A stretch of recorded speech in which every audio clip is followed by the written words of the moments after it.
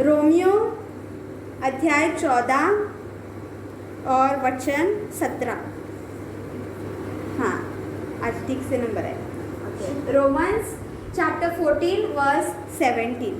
English में read करो। For God's kingdom is not a matter of eating and drinking, but of righteousness, peace, and righteousness, peace, and joy, which the Holy Spirit gives. Yes, which the Holy Spirit gives. Yes, in Hindi क्योंकि परमेश्वर का जोर से पढ़ो। क्योंकि परमेश्वर का राज्य खाना पीना नहीं परंतु धर्मी और मेल मिलाप का और वह आनंद है जो पवित्र आत्मा से होता है। Yes, yes, correct. कोंकणी में त्या देवाचे राज्य आमच्या जीवितान खानापिनाचेर दवरलेले ना, पवित्र आत्म्याच्या देण्यात देवाक मानता ते करून आणि सोपल्यामध्ये शांती सांभाळून आणि कुशलकाई शिकवून की देवाचे राज्य आमच्या जीवितान वाढता चढता। Yes, okay.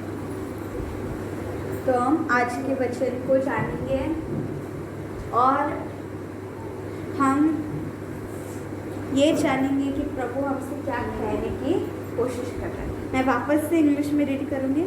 For God's kingdom is not a matter of eating and drinking, but of righteousness, peace, and joy which the Holy Spirit gives.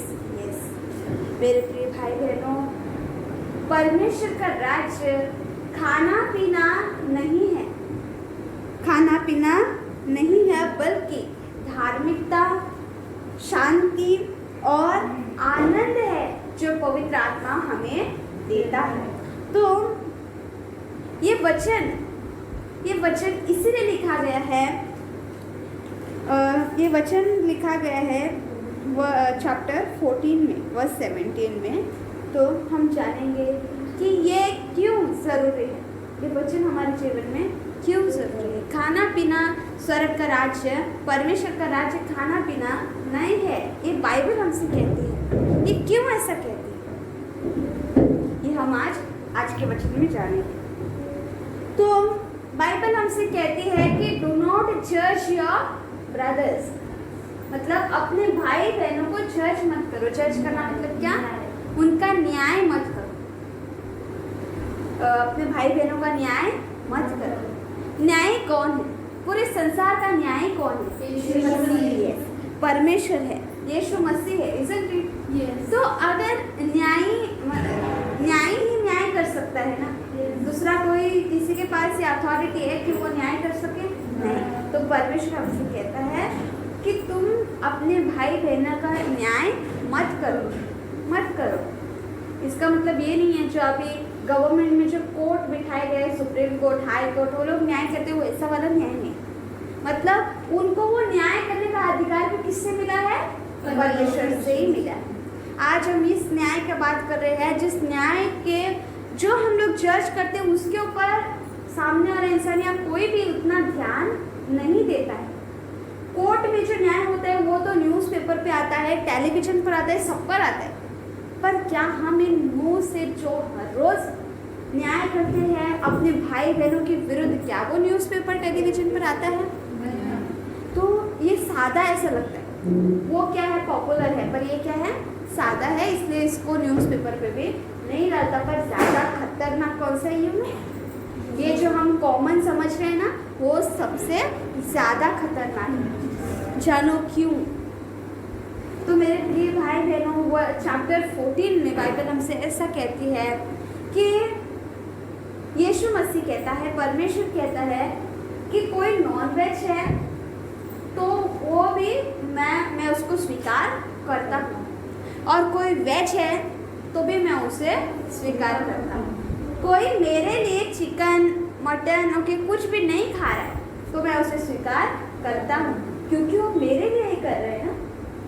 और अगर कोई मेरे लिए ही, मैंने ऐसा कहा कि कुछ भी खाओ तो चलता है, मेरे बच्चों के लिए ही वो सब कुछ खा रहा है, वो भी मुझे स्वीकार है। परमेश्वर कहता है कि दोनों भी मुझे स्वीकार है, और इसमें तुम झगड़ा मत करो। अगर तुम्हारा कोई भाई नॉनवेज खाता है, मतलब तुम पूरे वेजिटेरियन हो, तुम परमेश्वर के लिए भाजी ही खाते हो, भाजी चपाती वो रोटी वो ही खाते हो, तुम नॉनवेज मतलब चिकन मटन नहीं खाते परमेश्वर के लिए। किसके लिए? परमेश्वर के लिए। पर तुम्हारा भाई जो है वो सब कुछ खाता है, वो सब कुछ खाता है। जो ये वेज है ना, उसने अपने भाई पर उंगली नहीं उठानी चाहिए कि तू गंदा है, तू अशुद्ध है, ऐसे उसके ऊपर उंगली नहीं उठाना चाहिए कि तू गंदा है, तू अशुद्ध है, तू चिकन खाता है मटन खाता है तो अच्छा व्यक्ति नहीं है, ऐसा करके उंगली नहीं उठाना चाहिए। ऐसा बाइबल कहती है, क्योंकि मैंने तुझे स्वीकार किया है ना, जो नॉनवेज है तो मैंने नॉनवेज को भी स्वीकार किया है। और अगर ये चिकन मटन खाता है और ये वेज है तो इसने इसके ऊपर उंगली नहीं उठाना चाहिए। ये जो चिकन खाता है उसने जो भाजी पाला खाता है उसके ऊपर उंगली नहीं उठाना चाहिए, ऐसा बाइबल कहती है। क्योंकि दोनों भी मुझे स्वीकार हैं। और खाने पीने की वजह से अपने भाई बहन के रिश्ते को मत तोड़। खाने पीने की वजह से भाई बहन के रिश्ते को मत तोड़। आज बहुत सारे लोग इस मेंटालिटी को लेकर बैठे हैं कि अगर सामने वाला इंसान कोई चिकन खाए तो उसे हाथ नहीं लगाना है। ये बहुत ही कॉमन हो चुका है, क्योंकि मैंने मेरे खुद के क्लास में भी ये ऑब्जर्व किया। अगर कोई चिकन खा रहा है, अंडा खा रहा है तो इसको हाथ मत लगा, ऐसा कहते हैं। और थोड़े लोग तो खुद ही कहते हैं अगर तुम चिकन खाए मुझे हाथ मत लगाना। ऐसा कहेगा तो किससे अच्छा लगता है? अगर आज तुम अंडा खा रहे हो और मैंने आकर तुमसे कहा मुझे हाथ मत लगाना, तो अंडा खा रहे हो, क्या तुझे अच्छा लगेगा? क्या जो सुन रहा है उसे अच्छा लगेगा? नहीं। आज लोगों को सामने वाले के दिल के बारे में फिक्र नहीं है, बल्कि मैं शुद्ध होना चाहिए, मुझे अशुद्ध नहीं होना है, ये विचार करते हैं। पर मत्ती में कहा गया है, मत्ती I forgot the chapter of the verse, but मत्ती में ये कहा है, वचन मैंने पढ़ाया भी है। मत्ती में ये कहा गया है कि जो तुम्हारे मुंह में जाता है वो अशुद्ध नहीं। मुंह में क्या जाता है? कोई शेर तुम्हारे मुंह में जा सकता है? नहीं। शेर का मटन जा सकता है, चिकन जा सकता है, पर क्या एक बड़ा सा शेर मुंह में जाएगा? नहीं जाएगा, खाना ही जाएगा ना। यस, तो जो खाना मुंह में जा रहा है वो अशुद्ध नहीं है मेरे प्रिय भाई बहन। जो तुम अपने मुंह से जो अपने भाई बहनों के प्रति गंदगी निकाल रहे हो, जो तुम्हारे दिल में जो सड़ा हुआ है सालों भर से, वो अपनी भड़ास तुम जो बाहर निकाल रहे हो, वो गंदगी है, वो गंदगी है। और ये हमें आज जान कर लेना है कि हम सब ये गंदगी अपने अंदर स्टोर करके रखा है भाई बहनों के प्रति। इसने मुझे ऐसा कहा, उसने मुझे इनवाइट नहीं किया, ये नहीं किया, वो नहीं किया, इसलिए हम उनके प्रति गंदगी संभाल कर रखे। मैं आपसे प्लीज़ रिक्वेस्ट करती हूँ कि उनके बारे में जो आप गंदगी सोच रहे हो वो बंद कीजिए। क्या है वो वर्स? मत्ती चैप्टर 15:11। यस, मत्ती चैप्टर 15:11 कहता है। ओके, आपको चाहिए तो आप पढ़ भी सकते हो। तो ओके, तो बाइबल हमसे ये कहती है कि खाने पीने की वजह से अपना रिश्ता मत खोना।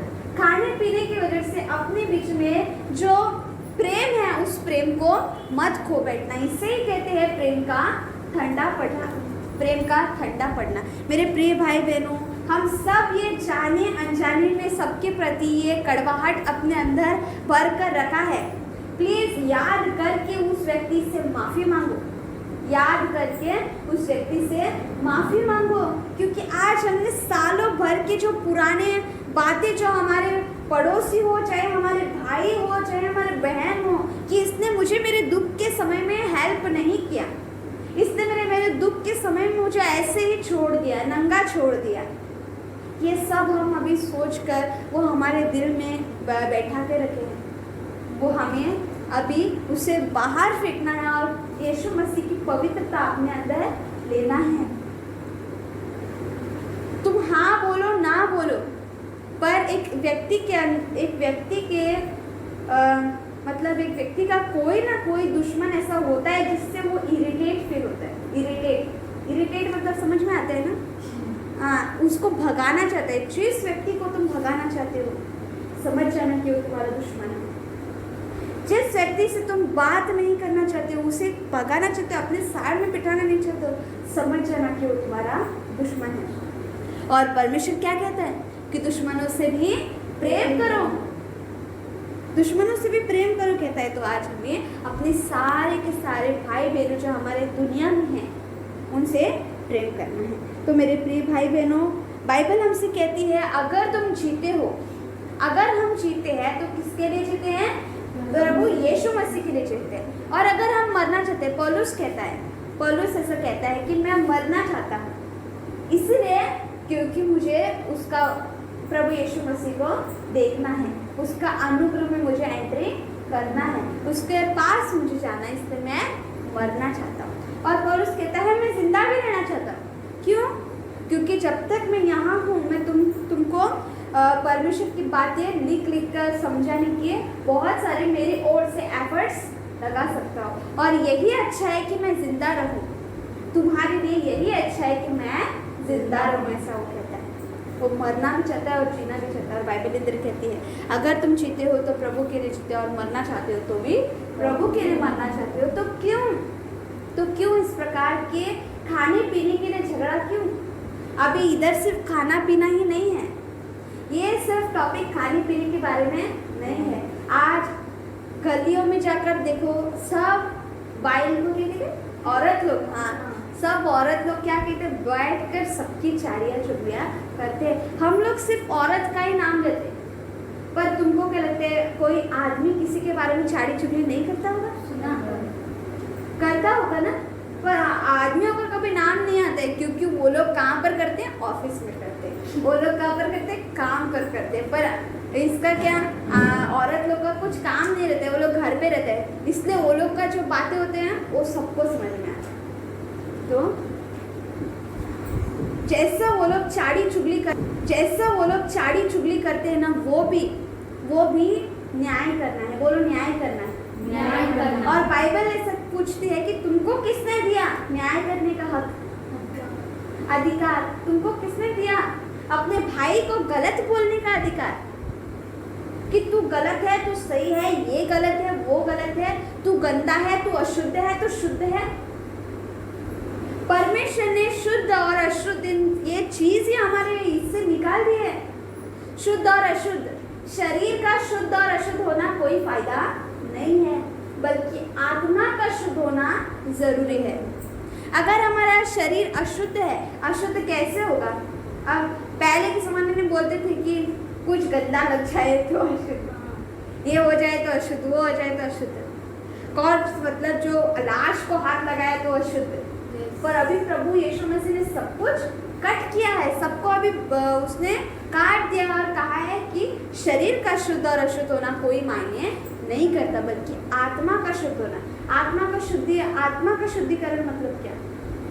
जो तुमने अपने भाई बहनों के प्रति गंदगी संभाल के रखा है कि वो मेरे बारे में कभी भी अच्छा नहीं सोचेगा, कि ये व्यक्ति मेरे बारे में कभी भी अच्छा नहीं सोचेगा, इसने मेरे जीवन में कभी भी अच्छा नहीं किया, इसने मेरे ऊपर कभी भी अपशगुन का काम किया, इसने वो हमेशा मुझ पर शनि डाली, ऐसा शनि भी क्या बोलते हैं ना, ये डाली, वो श्राप डाला। मेरे प्रिय भाई बहनों, जब तक तुम्हारे पास यीशु मसीह है, तुम्हारे ऊपर वो शनि, श्राप, बुराई कुछ भी नहीं लगेगा। हजारों लोग आकर तुमको श्राप देंगे, पर एक भी श्राप तुमको नहीं लगेगा, क्योंकि तुम किसके प्रोटेक्शन में हो? यीशु मसीह के प्रोटेक्शन में।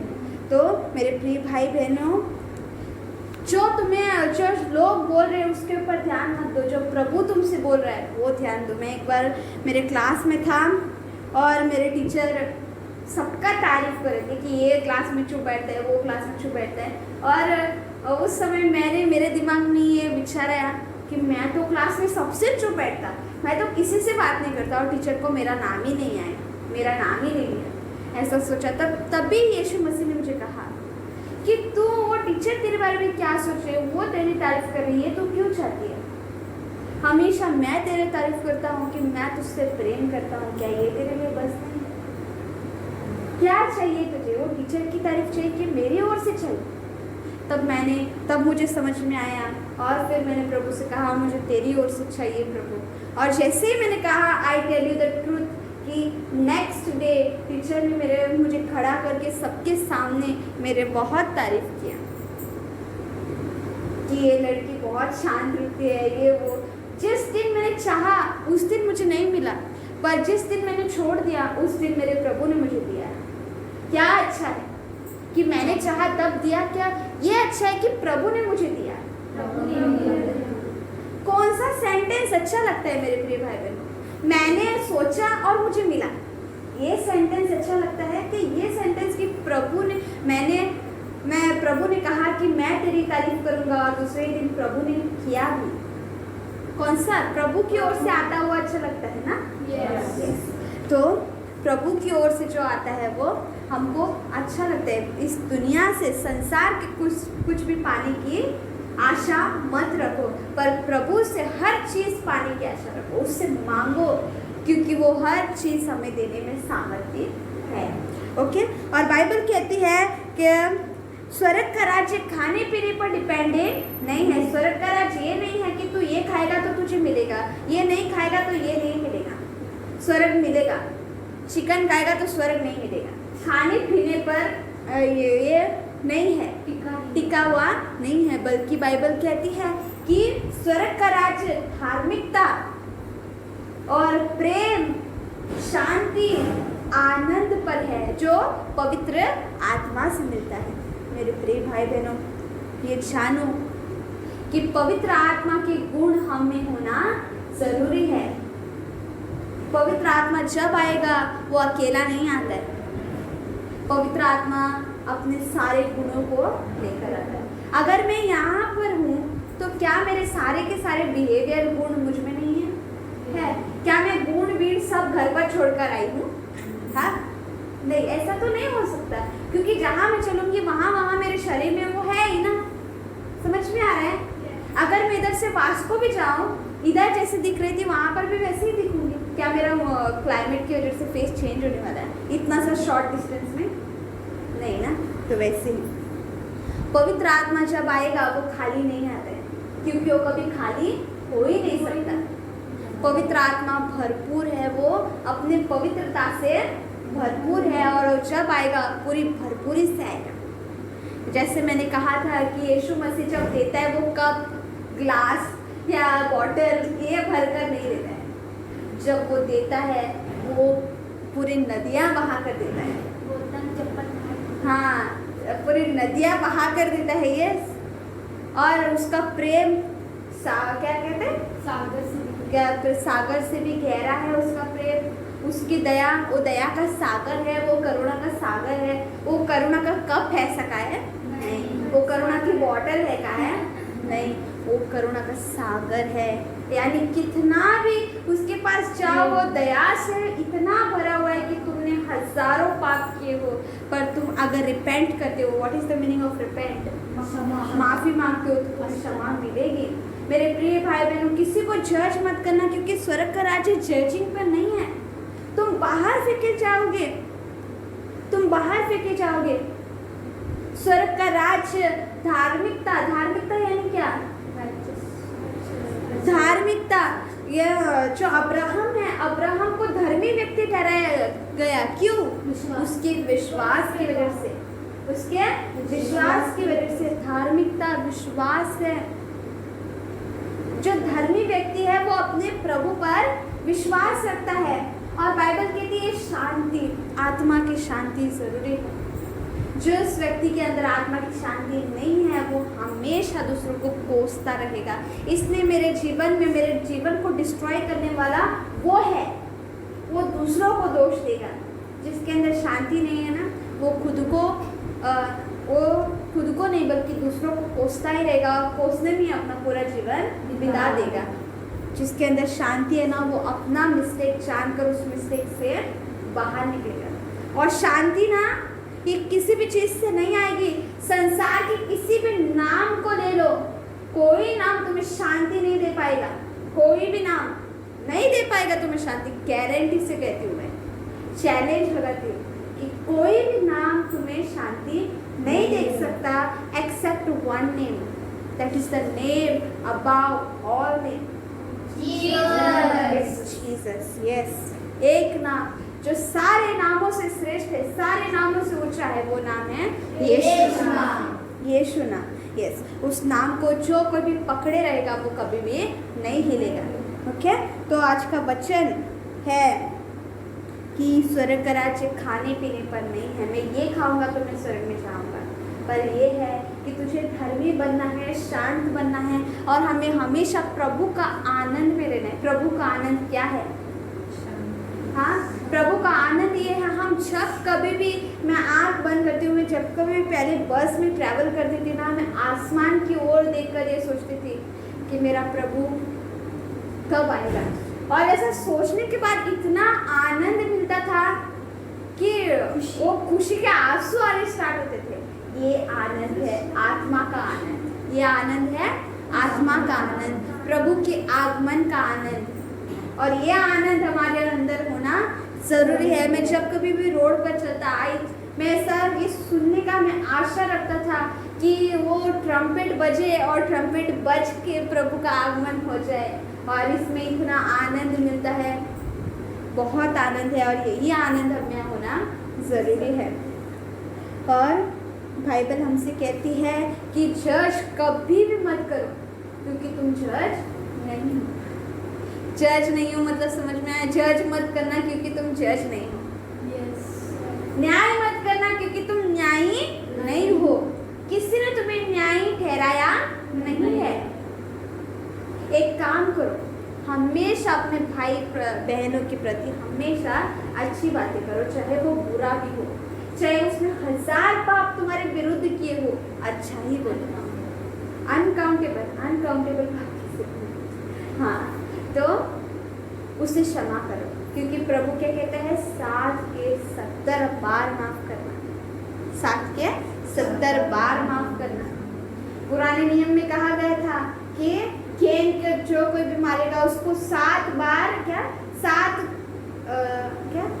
गुना ज्यादा, गुनाह नहीं है वो, उसका रिवेंजेस लिया जाएगा। 7 lives will be taken in revenge। 7 lives मतलब 7 लोगों की जान ली जाएगी। पर नया नियम क्या कहता है कि कोई भी तुझे मारेगा उसे क्षमा करना। कितनी बार?